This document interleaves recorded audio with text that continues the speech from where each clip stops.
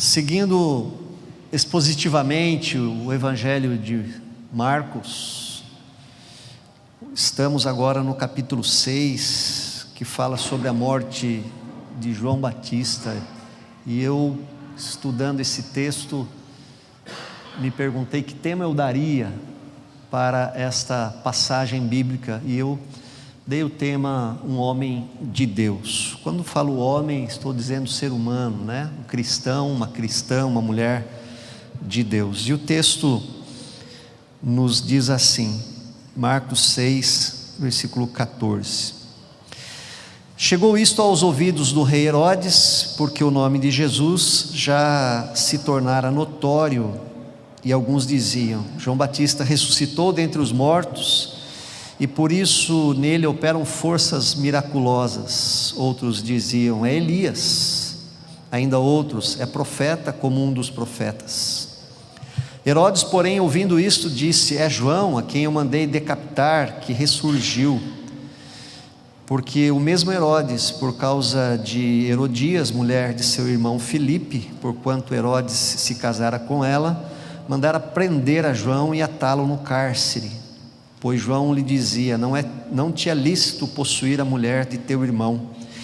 E Herodias o odiava, querendo matá-lo, e não podia, porque Herodes temia a João, sabendo que era homem justo e santo, e o tinha em segurança, e quando o ouvia ficava perplexo, escutando-o de boa mente. E chegando um dia favorável, em que Herodes, no seu aniversário natalício, dera um banquete aos seus dignatários, aos oficiais militares e aos principais da Galiléia, entrou a filha de Herodias e, dançando, agradou a Herodes e aos seus convivas. Então disse o rei a jovem: pede-me o que quiseres e eu te darei. E jurou-lhe: se pedires mesmo que seja a metade do meu reino, eu te darei. Saindo ela, perguntou a sua mãe: que pedirei? Esta respondeu: a cabeça de João Batista. No mesmo instante, voltando apressadamente para junto do rei, disse: quero que sem demora me des num prato a cabeça de João Batista. Entristeceu-se profundamente o rei, mas por causa do juramento e dos que estavam com ele à mesa, não lhe quis negar.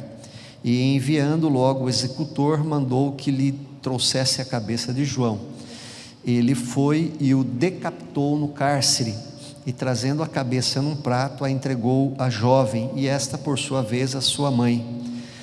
Os discípulos de João, logo que souberam disto, vieram, levaram-lhe o corpo e o depositaram no túmulo. Palavras do Senhor.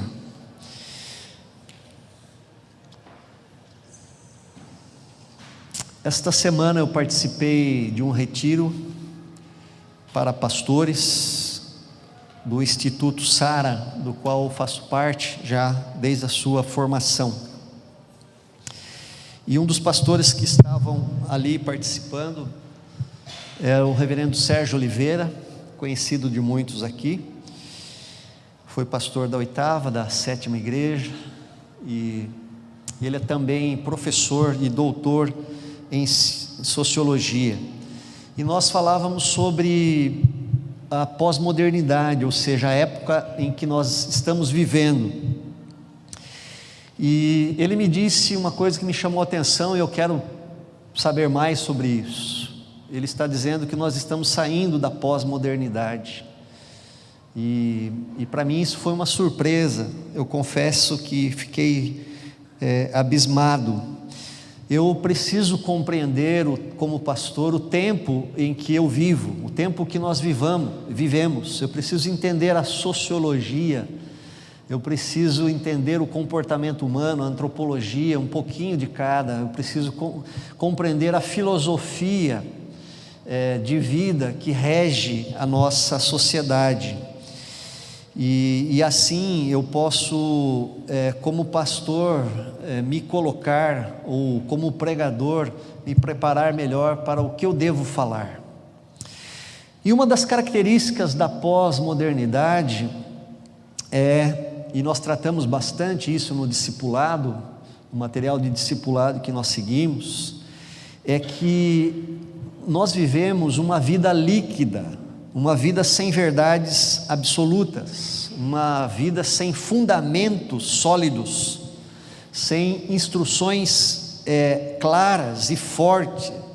Nós vivemos uma sociedade onde perdeu-se a autoridade, seja do Estado, seja do governo, seja dos pais, sejam dos professores. Nós vivemos uma sociedade hoje de uma vida flex. Já tem carro flex, né? Então os seres humanos se tornaram flexíveis também. Uma vida que você não é nem menina nem menino, uma vida sem referências a seguir, onde o preto não é preto, onde o branco não é branco, onde o bandido é mocinho e o mocinho é bandido. Agora, nós que somos cristãos, e na nossa Constituição da Igreja Presbiteriana Independente do Brasil está dizendo que ela segue a Bíblia como regra infalível de fé e de prática. Como nos portar, como nos viver nesse estilo de sociedade, tendo como regra de fé e prática a palavra de Deus. Nós não abrimos mão de que a Bíblia é a palavra de Deus, nós não abrimos mão das verdades centrais do cristianismo. Como viver verdades que para nós são absolutas no mundo em que não existem verdades absolutas. Como ser um homem de Deus hoje nesta sociedade, como ser uma mulher cristã nesta sociedade tão eclética que nós vivemos. Quando João diz para Herodes: não te é lícito possuir a mulher de teu irmão. Herodes achava que ele podia tudo. Herodes era o rei. É como hoje, nós vivemos a época da autonomia. Eu sou a minha própria norma, eu faço o que eu quero. Primeira característica de homens e mulheres de Deus é a coragem. Homens de Deus não se vendem. Homens e mulheres de Deus não compactuam com aquilo que está errado. Homens de Deus são corajosos, mulheres de Deus também. Herodes era um tetrarca. O que era um tetrarca? A região de Israel ela foi dividida em 4 partes. E ele pegou uma das partes, o norte de Israel, a Galileia. Ele era um pequeno rei, ele era mais um governador. Mas ele tinha os soldados romanos a seu dispor. Ele tinha poder, ele tinha dinheiro, ele podia decidir se matava ou deixava viver. E ele cometeu o adultério tomando a esposa do seu próprio irmão. E João Batista denunciou o seu pecado.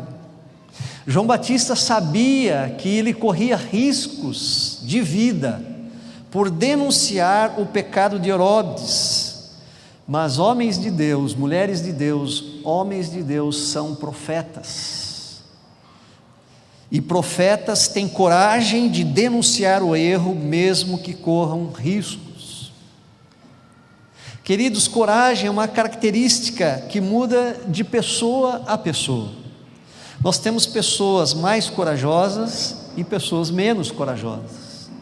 E isso é absolutamente normal. E geralmente as pessoas mais inseguras procuram para se casar, alguém para se casar, uma pessoa que seja mais segura ou mais corajosa, e isso é muito normal.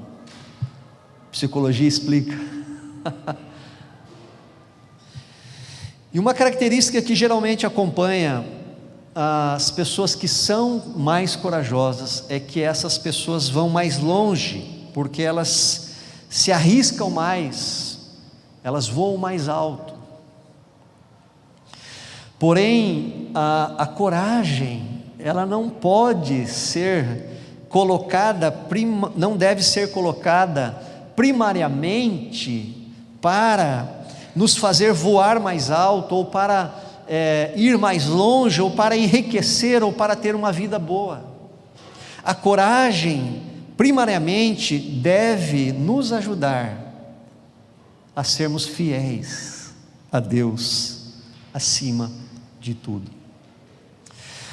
O Salmo 15, versículo 4 diz assim: o justo cumpre o que promete, mesmo com prejuízo próprio.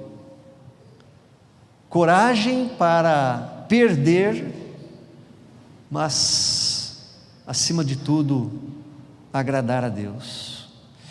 Pedro e João, vocês se lembram, lá no início do livro de Atos, diante das autoridades, das ameaças, eles responderam: antes importa obedecer a Deus e não a homens. Homens e mulheres de Deus são corajosos para ouvir primeiramente a Deus e para obedecer primeiramente a Deus. Esta é uma característica marcante daquele que nasceu de novo, daquele que fez de Jesus o rei de sua vida.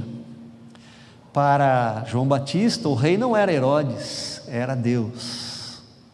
Aquele que faz de Jesus Cristo o Senhor da sua vida, precisa exercer essa coragem de colocá-lo acima de todas as coisas.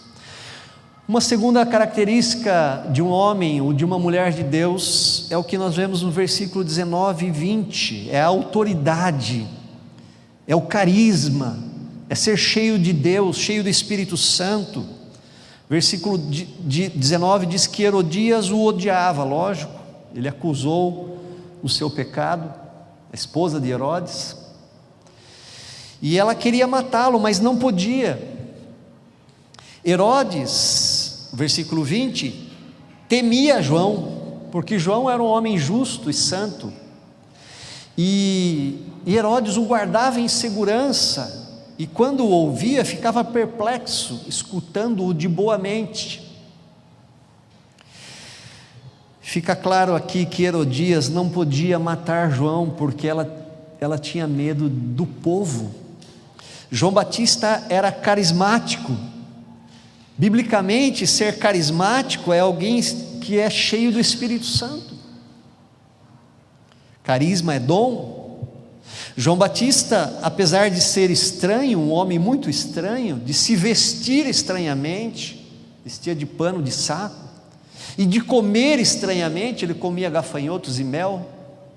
Esta semana apareceu um gafanhoto na minha garagem, e eu chamei a minha filha mais nova, curiosa como ela é, falou: Isabelle, venha ver um gafanhoto. E ela se aproximou do gafanhoto, ela acho que nunca tinha visto, ou não tido uma experiência, e ele deu um pulo, ela levou um susto, porque ele voa, ele pula voando, ou voa pulando. E aí, ela chamou a sua cachorra para pegar o gafanhoto, e a cachorra veio, e ela pôs o nariz no gafanhoto, o gafanhoto pulou e a cachorra se assustou. E a minha filha perguntou: pai, não faz mal ela comer gafanhoto? Falou: não, porque João Batista também comia. E ele era um homem estranho, mas ele atraía uma multidão ao seu redor, em torno de si. Ele tinha muitos seguidores, multidão ia atrás de João Batista por sua beleza? Com certeza não. Pelas suas palavras que acalantavam, que faziam bem ao coração? Não. Era pelo seu carisma, porque ele era reconhecido como um homem de Deus. As pessoas viam em João Batista a presença de Deus.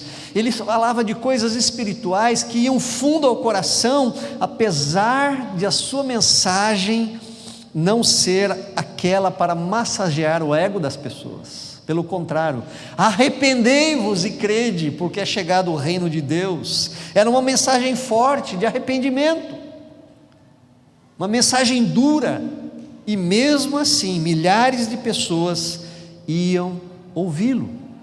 Homens e mulheres de Deus falam palavras que edificam, falam palavras que constroem, mesmo que sejam duras, palavras que produzem cura, restauração. Homens e mulheres de Deus são reconhecidos porque não falam de si mesmo, mas falam pelo Espírito de Deus. A autoridade de João era tamanha que Herodes, apesar de ter dado nele um cala-boca, e cala-boca combina com calabouço, ele foi colocado num calabouço. Herodes, apesar de prendê-lo, o mantinha em segurança, diz o texto. E quando o ouvia, ficava perplexo, ficava abismado, ficava surpreendido, e ouvia João Batista de boa mente. Incrível como isto podia acontecer. Isso foge da razão, queridos, porque somente um homem cheio do Espírito, somente um homem com grande autoridade espiritual poderia fazer isto, falar contra Herodes, um homem poderoso, denunciar o seu pecado e ainda tê-lo como um ouvinte de boa mente. Homens de Deus têm a autoridade de Deus. Discípulos de Jesus têm a autoridade de Jesus. Não falam pela carne, mas pelo Espírito. Não agem segundo a carne, mas agem segundo o Espírito. Pregam, ensinam, aconselham, oram, curam, discipulam, não pela carne, mas pelo poder do Espírito. Homens e mulheres de Deus verdadeiramente são respeitados pela sua autoridade espiritual. Mas uma terceira característica de homens e mulheres de Deus é a santidade e a justiça. Versículo 20 diz que Herodes o temia porque era um homem justo e santo. O rei Herodes, mesmo sendo um pagão, e um pagão de marca maior, reconhecia João Batista como um homem santo e justo. O que significa ser um homem santo? O que significa santidade? Santidade não é perfeição, santidade não é ausência de pecado, santidade é a firme decisão de viver separado para Deus. Santidade é consagração a Deus, é dedicação a Deus, é aproximação de Deus. E quando decidimos viver perto de Deus, qual é a consequência?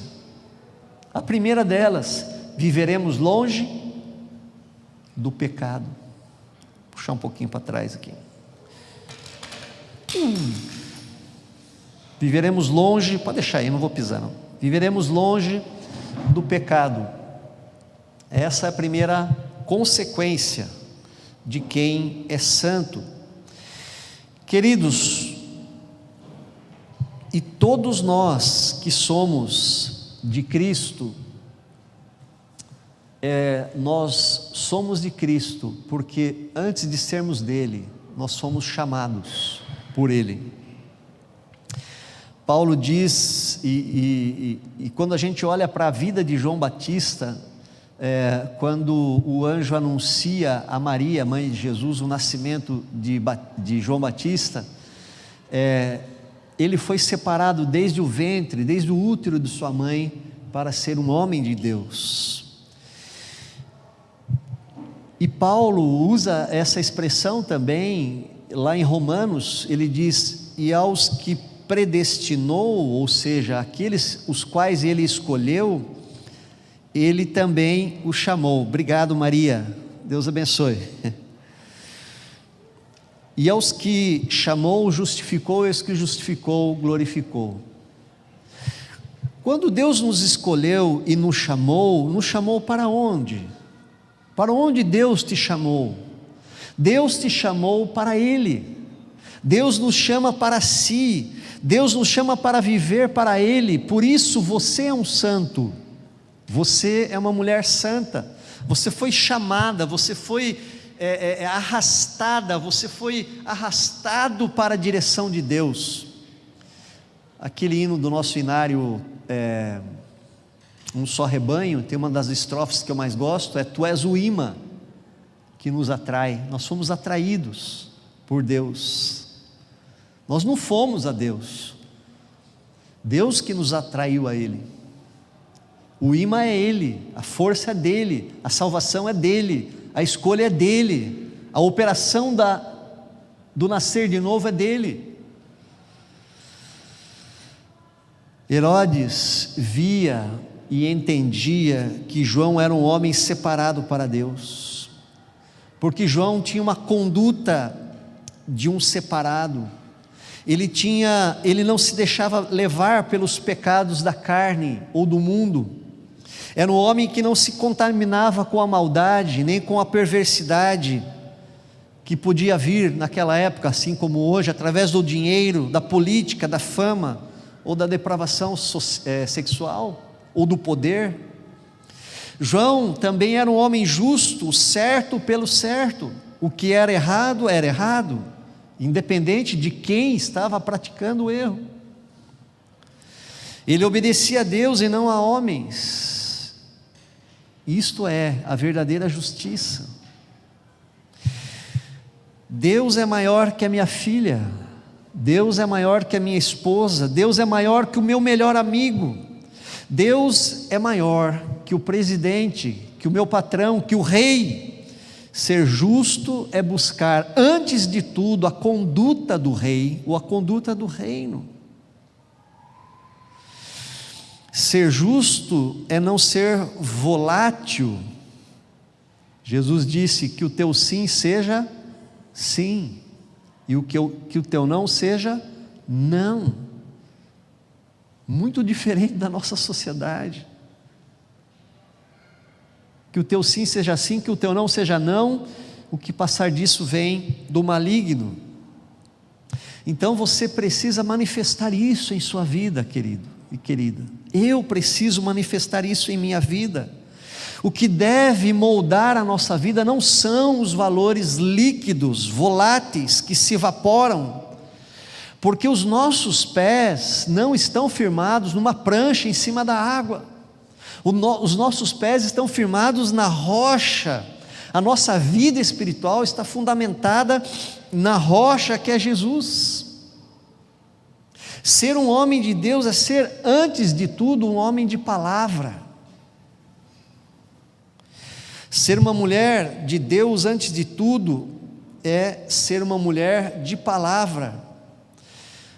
Você não pode, e eu também, dizer uma coisa de manhã, antes do almoço, e simplesmente à tarde dizer: eu mudei de ideia. Se a sua palavra não vale nada, se a minha palavra não vale nada, então eu também não valho nada. Se a nossa palavra não vale, nós também não valemos.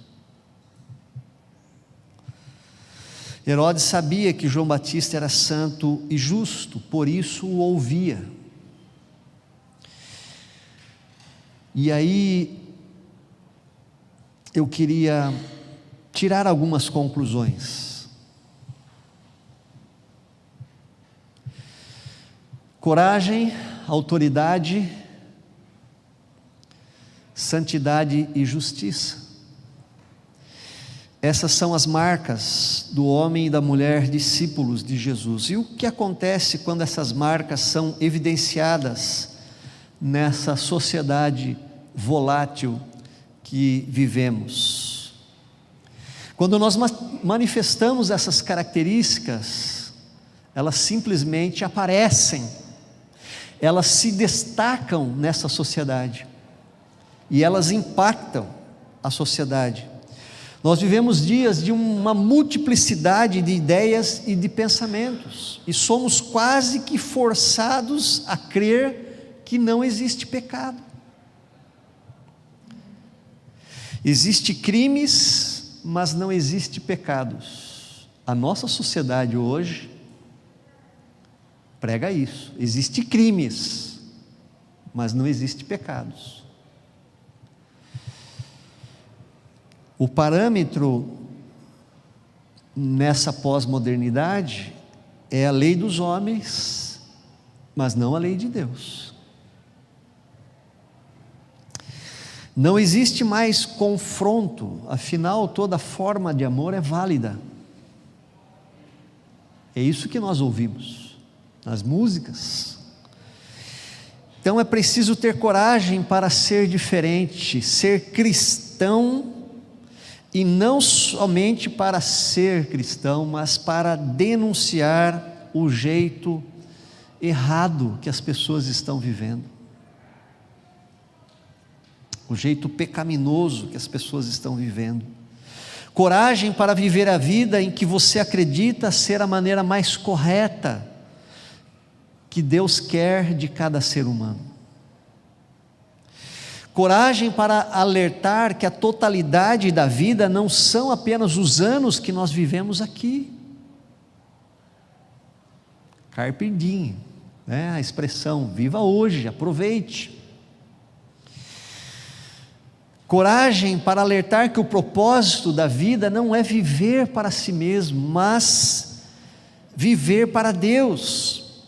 Que o propósito da vida não é viver para ser feliz, mas para agradar a Deus.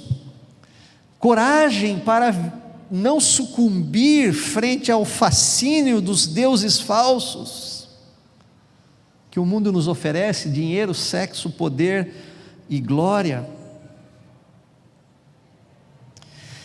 Autoridade para influenciar as pessoas, ser cheio do Espírito Santo para cativar as pessoas, para mostrar que existe sim apenas um Deus, e que nem todos os caminhos levam a esse Deus. Gosto muito de uma música da década de 90 que diz: todos os caminhos menos um levam a lugar nenhum. Jesus disse: eu sou o caminho, ninguém pode vir ao Pai a não ser por mim. Autoridade para revelar Jesus às pessoas. Jesus disse na sua oração sacerdotal, um pouco antes dele ir para a cruz, ele diz assim: a minha natureza divina se revela por meio daqueles que me deste, ou seja, por meio dos meus discípulos. Agora estou indo para perto de ti, mas eles continuam no mundo, ou seja, são eles que vão revelar quem eu sou, que eu sou o Messias, que eu sou o Filho de Deus, que eu sou o Salvador. Ser cheios do Espírito para mostrar a autêntica vida com Jesus. E a vida com Jesus, queridos, não é uma vida cor-de-rosa, pelo contrário, é uma vida comum, uma vida de reveses, como de todos, mas uma vida de profunda alegria vinda de Jesus, e não das coisas que temos. Um homem e uma mulher cheios de Deus experimentam a verdade do salmista, lá no Salmo 4, versículo 7, onde ele diz: mas a felicidade que pões no meu coração é muito maior do que daqueles que têm comida com fartura. E no contexto do salmista era riqueza mesmo, riqueza, muito mais alegria no meu coração do que no coração do rico.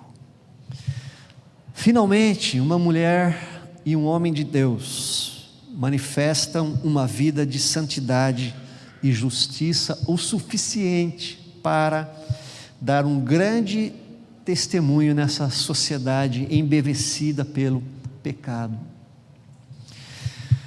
Tudo pode, tudo é normal, e isso causa uma clientela aumentada para os psicólogos, porque não tem limites, tudo pode, existe uma confusão geral, uma troca de valores, as pessoas estão perdidas, estão doentes, exatamente por falta de santidade, de pureza, de princípios, de limites, de coisas palpáveis, de chão.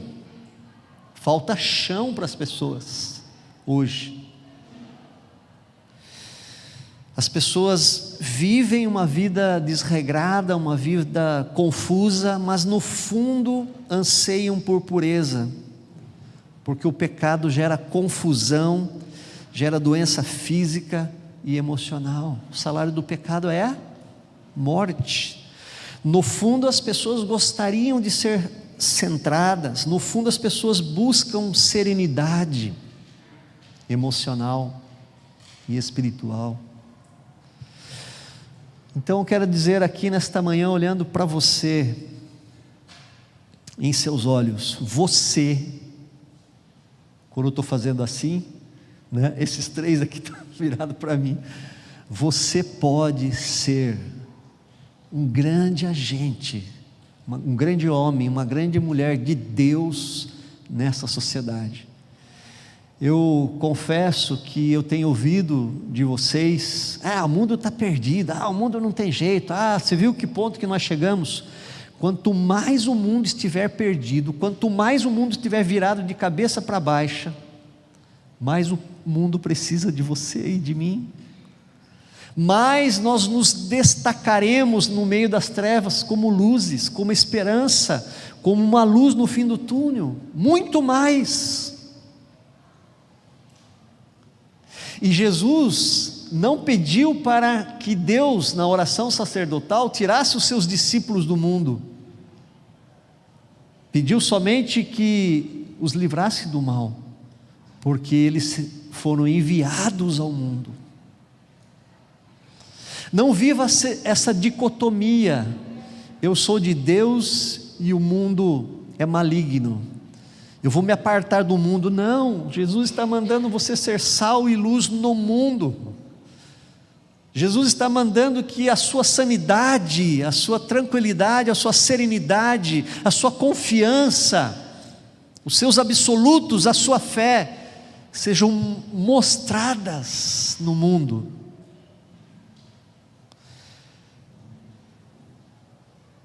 Jesus quer isso de você e de mim.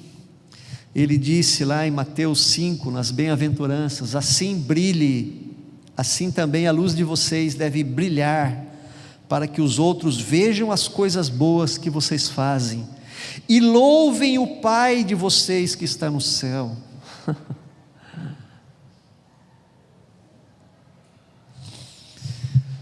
Que implicações essa palavra traz para mim e para você nesta manhã? Primeira, olhar para dentro de nós, olhar para dentro de você e perguntar: eu me encaixo nessas características de um homem e de uma mulher de Deus? O que falta para ser um homem de Deus, cheio de coragem, coragem espiritual, né? Coragem, fé, confiança. O que me falta para ter autoridade espiritual? O que me falta para ter santidade? Que passos eu tenho que tomar para isso? Que oração eu tenho que fazer hoje, nesta manhã, a Deus, para que eu seja um homem de Deus, uma mulher de Deus? E terceiro, peça a Deus que te complete, se falta alguma coisa. Disponha-se, consagre-se. O nosso mundo está extremamente carente de pessoas de Deus, de homem de Deus, de mulher de Deus. Que Deus nos abençoe, que Deus nos dê a porção do seu Espírito para sermos homens e mulheres de Deus nessa sociedade tão carente de paz. Amém?